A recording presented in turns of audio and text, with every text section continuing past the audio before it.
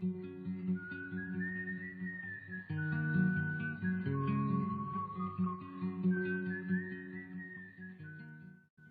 we're returning to John chapter 4. I think I won't do so much review tonight. Last time I spent most of my session reviewing what was in the previous session. But I'm not sorry. I felt justified. So, we just won't do that now. So, Jesus stayed, of course, at the request of the Samaritan people of the village of Sychar. He stayed 2 days with them. And beginning at verse 43 tonight, now after the 2 days, he departed from there and went to Galilee. For Jesus himself testified that a prophet has no honor in his own country. Now this is an interesting juxtaposition of thoughts, because this proverb, a prophet has no honor in his own country, is recorded in all three of their Gospels, as well as this one. So all four Gospels have this, although Jesus quotes it in the other ones. Here, it's kind of a quote. It says, Jesus testified that this is true. So this is really what Jesus told his disciples. We're going to Galilee because a prophet has no honor in his own country. The strange thing is that in the other Gospels, when he quotes it, his own country is in Galilee. His own country is Nazareth. It's when he was, for example, in the synagogue of Nazareth in Luke chapter 4, his hometown, which after he gave his sermon there, they ran him out of time, actually tried to kill him, tried to throw him over a cliff, but he escaped. There he said, you will doubtless say to me, physician, heal yourself, but I say unto you, a prophet is without honor in his own hometown, or is not without honor except in his own hometown. And he meant his own hometown of Nazareth in Galilee. But now he's leaving Judea. He has actually already left Judea at the beginning of this chapter, and he was en route to Galilee. And of course he was detained for a couple days in Samaria, but it says that he went to Galilee because he said a prophet has no honor in his own country. Does that mean he's going back to his own country where he expects to have no honor? If so, it seems like it was not true, because it says in verse 45, so when he came to Galilee, the Galileans received him, having seen all the things he did in Jerusalem at the feast, for they'd also gone to the feast. So it seems like he received honor in Galilee. I think his statement here in verse 44 has reference to Jerusalem as his own country, or Judea as his own country.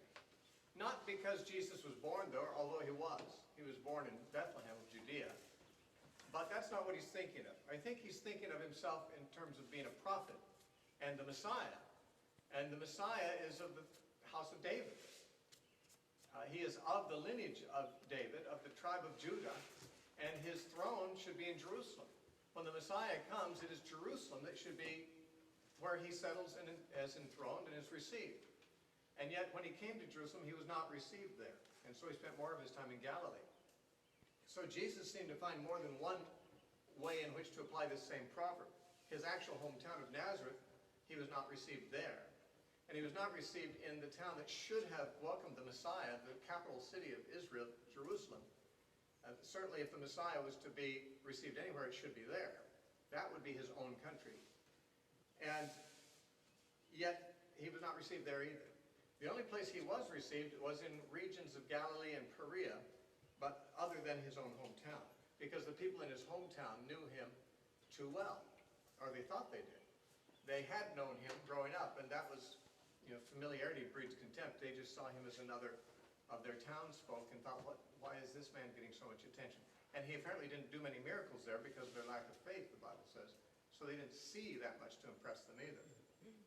But here he comes to Galilee, and this statement in verse 45 really marks the beginning of the great Galilean ministry, which is what all the other Gospels pay the closest attention and give the most detail about. Almost all the famous miracles of Jesus that you read about are done in Galilee during this Galilean ministry. John gives very little attention to it. In fact, we have Jesus being received well in Galilee in verse 45. Then we have another story that just goes to the end of the chapter, another 9 verses, and then he's going to go back to Jerusalem again. Because John is not concentrating on the Galilean ministry. He's concentrating on those things left out by the other Gospels. And one thing they left out was the second miracle that Jesus did in Galilee.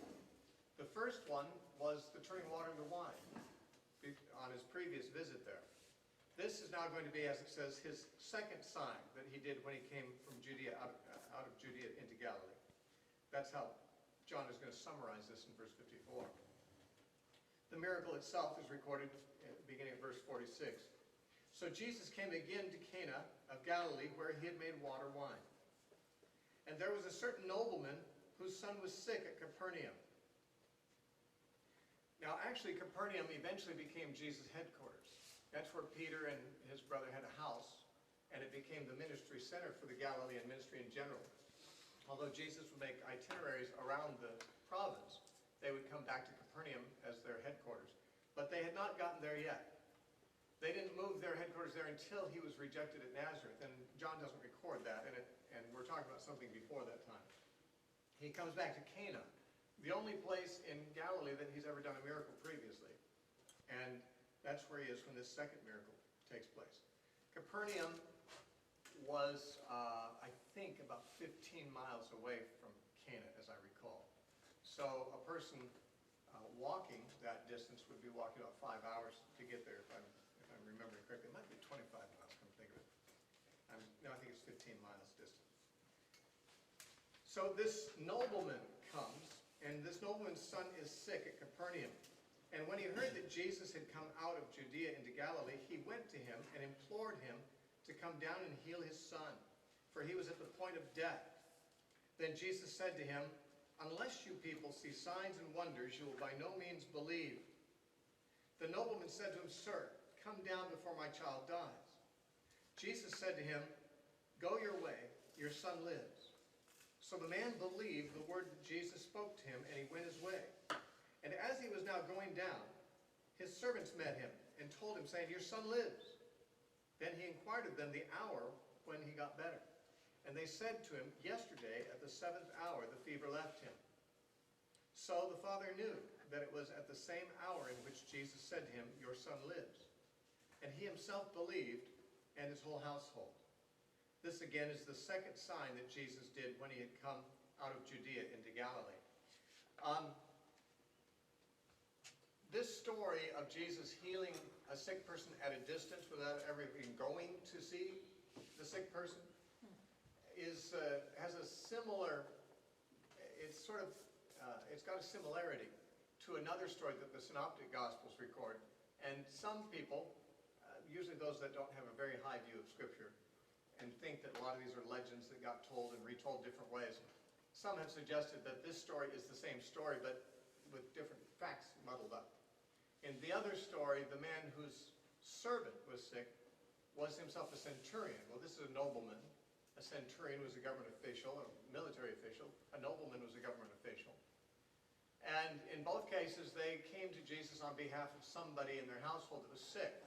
Though the centurion said it was his servant, and this man said it was his son. But people think, well, that could easily be confused in the retelling of the story. A nobleman could become a centurion or vice versa, and a servant could become a son in the retelling of the story, and so forth. And so this is how people tend to think of it. And the only thing that these stories, the two of them, have in common is that Jesus worked a miracle on a sufferer who was not present. And this is not the only case where Jesus did that. There was a woman, a Syrophoenician woman, whose daughter was demon-possessed and came to Jesus, and he healed her daughter from a distance without seeing her too.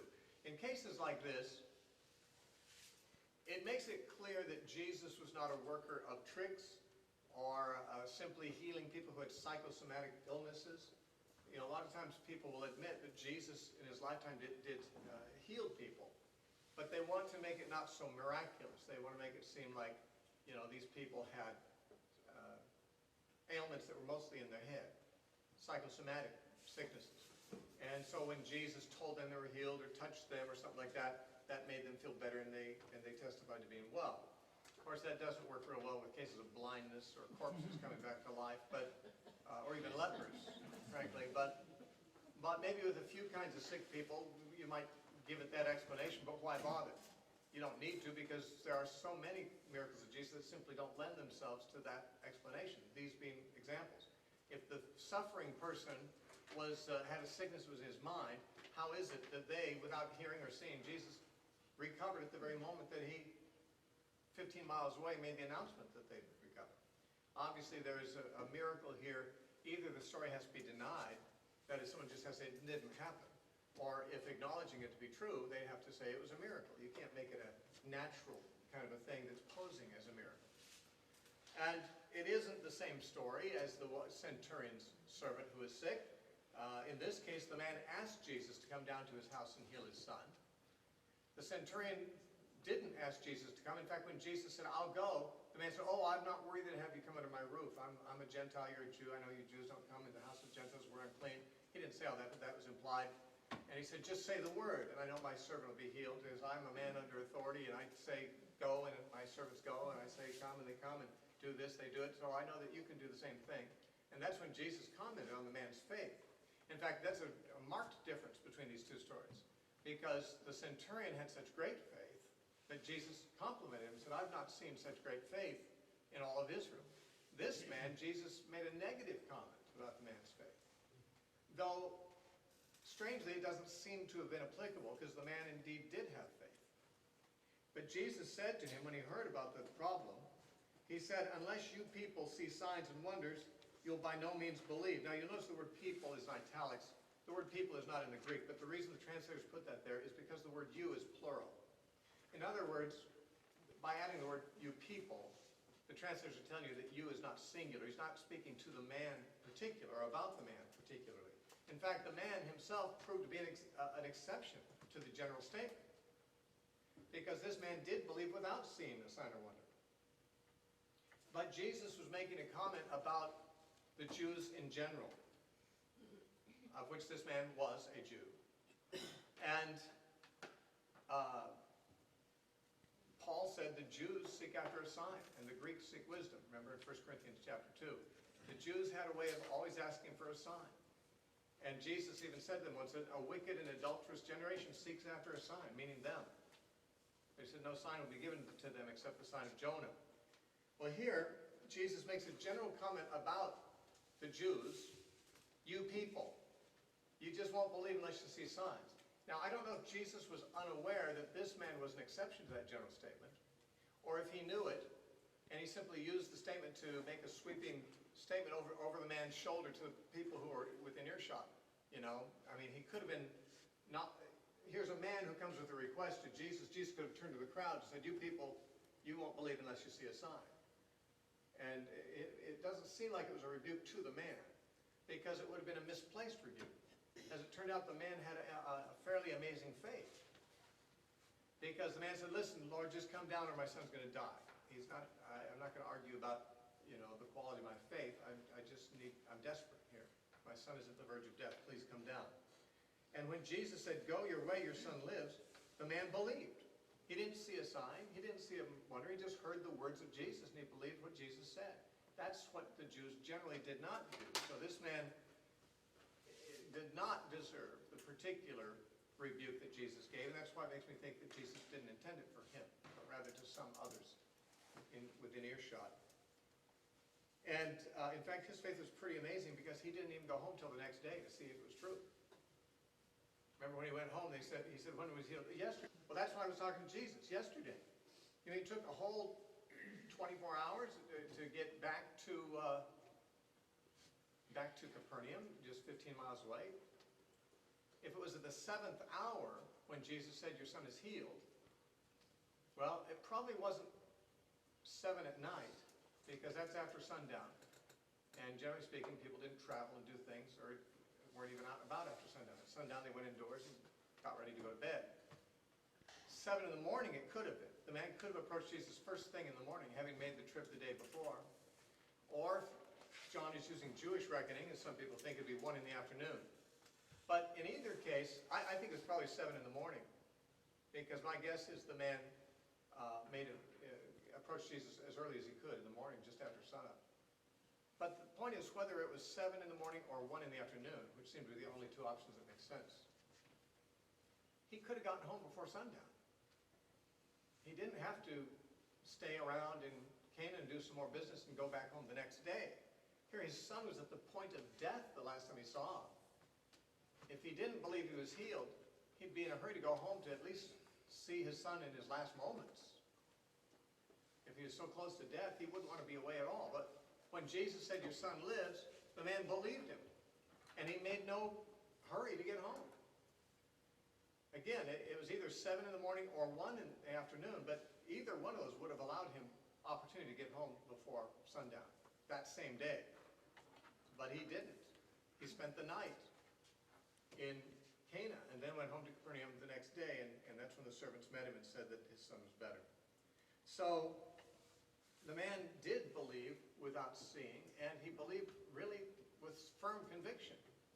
But we see that it says in verse 53, so the father knew that it was at that same hour in which Jesus said to him, your son lives. And he himself believed, and his whole household. This again is the second sign that Jesus did when he had come out of Judea into Galilee. Now, Jesus had done signs in Judea. It's not saying this is the only second sign that Jesus did. It's just the second time Jesus did a miracle after coming into Galilee from Judea. That's what happened in chapter 2. He came from Judea into Galilee to a feast, or a wedding feast, did a miracle there. And then he didn't do any more miracles there, apparently. Went back to Judea, and now came into Cana and did it again. And it would appear that these were the only miracles so far that Jesus had done in Galilee. According to the synoptic tradition, he went to Nazareth before very long, and got run out of there, and then he moved to Capernaum, and that's when things really took off, and he started making a big splash, and everyone knew who he was and were bringing all their sick to him and so forth. But this is one of a few cases where Jesus healed somebody at a distance, showing that Jesus had authority that transcends space. He did not depend on a person's psychological reaction to his declarations of healing or anything like that. But there was power and authority that worked translocally when he would speak. Now, chapter 5. After this, there was a feast of the Jews, and Jesus went up to Jerusalem. Now, there were 3 feasts per year that the Jews were supposed to go to Jerusalem for: Passover and Pentecost and the Feast of Tabernacles. John doesn't commit himself to which feast it was. And I mentioned in our introduction to John that many scholars think this was probably a Passover, though there's not an awful lot of reason to say so. If it was, it makes a 4th Passover in Jesus' life of ministry, and not only 3. And it would be with 4 Passovers that we could make the ministry of Jesus 3.5 years long. If there were only 3 Passovers, and he died on the 3rd one, then between the 1st and 2nd Passover was only 1 year, from the 2nd to the 3rd one's only 1 year. He'd only have 2 years and a few months ministry. But if this is a Passover, this would give us reason to say his ministry is 3.5 years long. We will never know. Not here. And it doesn't matter too much. But just since you do, I'm sure, hear frequently that Jesus' ministry was 3.5 years long, that can only be demonstrated to be true if this feast is also a Passover. Now, there is in Jerusalem by the sheep gate a pool, which is called in Hebrew Bethesda, having 5 porches. In these lay a great multitude of sick people, blind, lame, paralyzed, waiting for the moving of the water. Now,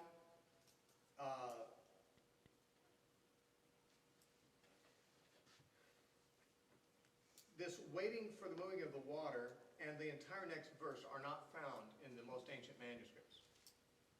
Bear that in mind as we read verse 4. This last line of verse 3 and the entirety of verse 4 are missing from the oldest manuscripts, which said, waiting for the moving of the water, for an angel went down at a certain time into the pool and stirred up the water. Then whoever stepped in first after the stirring of the water was made well of whatever disease he had. Now, this business of an angel stirring the water and the first person stepping and getting healed is not something that is affirmed in the most ancient manuscripts. And, of course, nobody knows for sure which manuscripts preserve the original reading. It's possible that the original reading did include this information and that it was somehow left out of some of our manuscripts. It's also possible that it was not part of the original and that these words were added by some scribe trying to explain something in the story that the readers would not otherwise be able to make sense of. Because we're going to find the man saying, when Jesus says, "Would you be well?"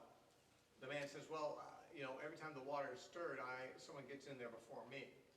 Now that statement would make absolutely no sense to us without some kind of explanation. What's that got to do with anything? Would you like to be healed? Well, whenever the water stirs, someone else gets in before me. Well, so, what's that got to do with the question? And so it is possible that if these words were not originally there, that some scribe, wishing to make sense of that statement, gave this explanatory gloss and added it. We don't know which way it goes, whether it's authentic or not. If it is authentic, it seems kind of weird, to tell you the truth. It just seems more like magic than the kind of stuff God usually does. If he wants to heal someone, he doesn't have to, it's not survival of the fittest.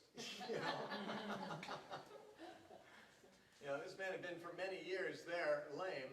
It's clear that God had no problem healing him because Jesus healed him. But why would God make it so that someone he wanted to heal, he'd have to meet some condition that was impossible to meet? And we see certainly nothing like this in the Old Testament or elsewhere in the New Testament, where an angel would come down and give some kind of signal. And those who spot the signal, the fastest person to react gets the prize. It just sounds kind of superstitious, to tell you the truth. Now, obviously, if this is in the original, then it's not superstitious. God really did do this. But I'm not sure that we're required to believe it, since there are older manuscripts that don't have this particular explanation. But without the explanation, we are left without any reason to know why the man said what he did. It is, of course, possible that there was a superstitious tradition held among the Jews, and this man believed it, that if the water stirred and you jumped in the water in time, you'd get healed. But that's not really true, and that John doesn't affirm that to be true. But it may be that John or some scribe knew that this tradition existed and did insert it so that to make some sense of the man's words. This is a mystery that we may never be able to resolve. And I have to say, I've always grown up assuming it to be true. I didn't grow up knowing that it wasn't in the Old Manuscripts. So reading the King James when I was growing up, I just always read those words and took them at face value, and I don't have any problem believing in miracles. It's just some of them that seem a little out of character for God, to do. They seem a little more like magic than like miracles. And so I'm not sure. I have to say I come to these disputed verses, these disputed words that are not in all the manuscripts with a little bit of skepticism. One thing I would say, though, is that, and I just noticed that this year as I was reading it again, after reading it hundreds of times previously, that in verse 2 it says, "Now there is in Jerusalem by the sheep gate a pool." Now that was not true after 70 AD. But the author seems to be writing when that sheep gate was still there, because he says there is. And the rest of the story is told in the past tense. There was this man there, and he did this, and so forth, and Jesus went to him. It's all in the past tense except this statement, "There is in Jerusalem a sheep gate," which seems to be saying that the author at the time he was writing is telling his readers something that existed at the time. Even at the time of writing, there's this sheep gate over there. It's like if I was trying to explain something that happened in a town that I was familiar with and you weren't. And I described in the present tense some features of the town and then told you a story that relates to that. The reason I bring this up is because people generally assume that John is one of the last books of the Bible to be written, even later than Revelation. It can't be proven that John was written later than Revelation, but there's some reasonable case that can be made for it. But if that is true, it's remarkable that John appears to have been written before 70 AD, because anyone writing after 70 AD would not say there is a sheep gate in Jerusalem, because there was none. Jerusalem was, razed to the ground and burned up. There were no gates, there were no walls, there were nothing. And so the author, speaking in the present tense that there is such a feature in Jerusalem, seems to be writing before it was destroyed. And that would suggest a very early date of writing, much earlier than the traditional. See, most scholars believe that John and Revelation and John's epistles, all written by the same man, were written perhaps in the 90s AD, maybe around 96, in the reign of Domitian. Um, but if indeed John was written before 70 AD, as this little hint may suggest, maybe the other writings of John were too. It's hard to say. That would be significant in interpreting Revelation. Because, as you know, many people, myself included, believe that many of the prophecies in Revelation are predicting the destruction of Jerusalem, which would not be the case if it's written after the event. You don't write a book after an event and predict that event, not if you write authentic prophecy. And so, if anything in Revelation was predicting the destruction of Jerusalem, then that would have to be that Revelation was written before 70 AD. And most scholars today don't think that it was, though most scholars in the 19th century thought it was. There's been differences of opinion at different times. But it's obvious that if it was written after 70 AD, then the view that it's talking about Jerusalem's destruction is impossible. Can't be true. But I'm saying that this, I believe there's evidence. I don't say it's a slam dunk. I don't say it's conclusive or compelling necessarily to a skeptic, but to my mind there is evidence that inclines me to believe Revelation was written earlier than the Gospel of John. And there's evidence here that John was written before 70 AD, which doesn't prove, but certainly inclines to the view that Revelation was written before 70 AD also. That's a side note. Now, notice this man was in Jerusalem by what's called the Sheep Gate, a pool by the Sheep Gate. The pool's called Bethesda, but John makes the point of saying it's near the Sheep Gate. Seems not necessary to say. In fact, the word gate isn't even in the Greek. It just says there is in Jerusalem by the sheep a pool. But it is talking about a gate where the sheep would go in. Now what's interesting about that is, remember when we were doing our introduction to John, I said the miracles of Jesus that are recorded in John are selected, in my judgment, to correspond with the sayings of Jesus, where he says, I am, and then fill in the blank. There are 7 such sayings in John and 7 miracles recorded in John. And in at least 3 or 4 of the cases, John himself connects the miracle with the saying. But there are 3 or 4 of the cases where it's not clearly connected. One of those is this one. This miracle is not clearly connected with one of the I am sayings of Jesus. But there's an I am saying of Jesus that's not connected to any of the other miracles, and might be here, where Jesus said, I am the sheep gate. I am, he says, I'm the good shepherd of the sheep. I am the gate. I am the door to the sheepfold. And that John would mention that this healing took place at the sheep gate seems unnecessary to mention, unless John might be wanting to give us something to connect with that parable. The good shepherd takes care of the crippled sheep. And here's a story that takes place near the sheep gate where one of God's sheep is in need of being cared for. Look at Ezekiel chapter 34.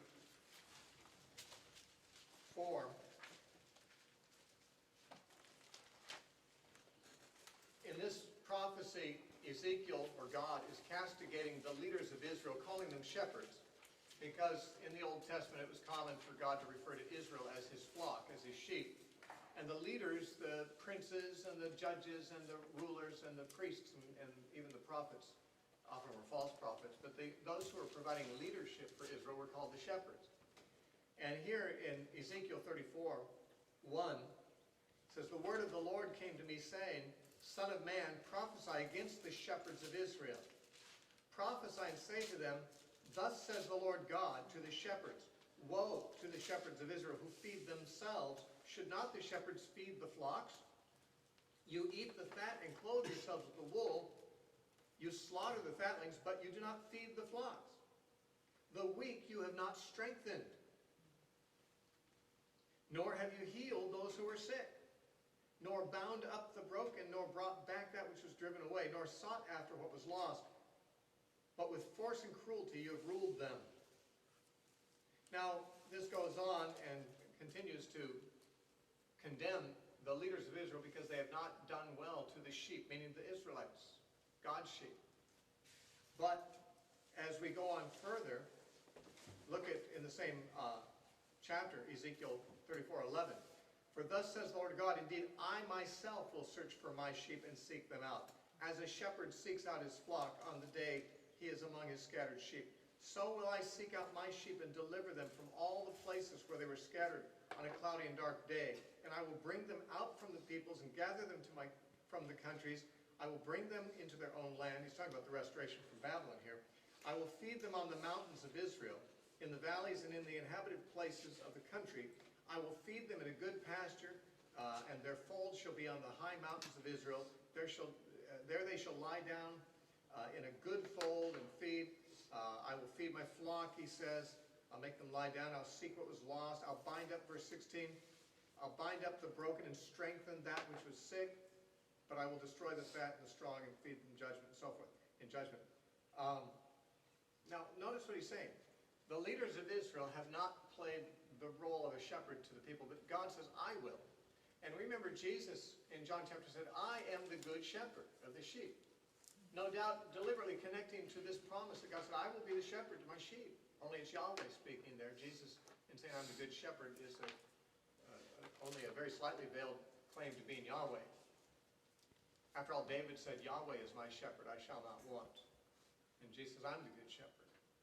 But not only that, but here at the sheep gate, he finds one of the sheep that needs to be strengthened.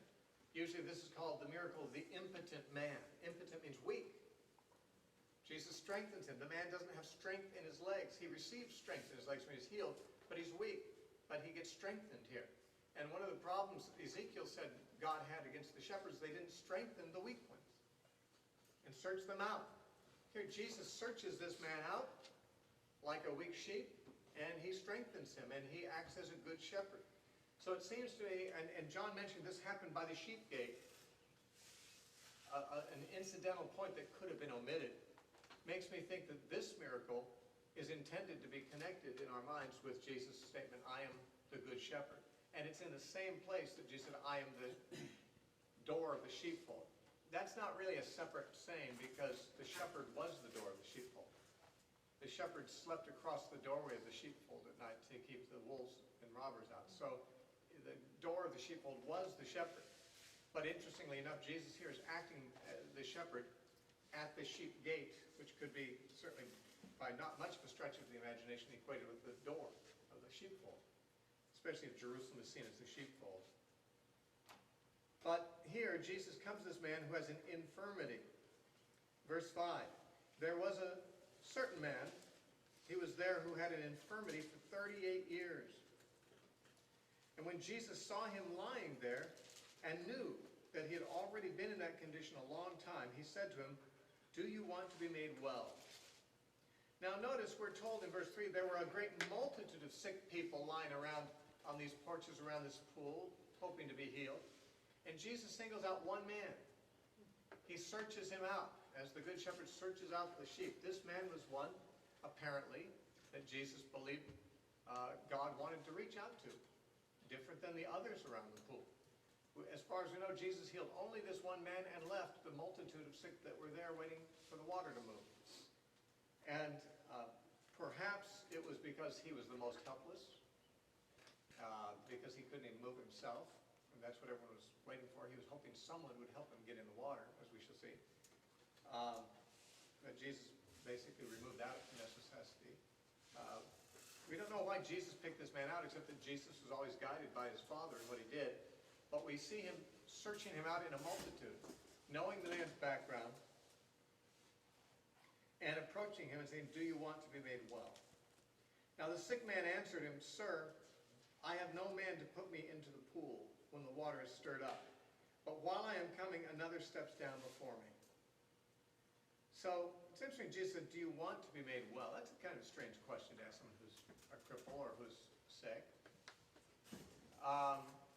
And yet, Jesus, I don't think, asked superfluous questions. I think that's something maybe it just was a question rhetorical to arouse the man's hopes and his expectations. Although, at that point, all he would expect from Jesus, thinking Jesus to be an ordinary man, would be that maybe Jesus will hang around, and if the water moves, he can help him get in the water. And that's what the man complains. Well, Lord, I'd love to be made well, but no one will help me. Maybe, by implication, maybe you could help me. If the water happens to move while you're here, maybe you could help me into the water.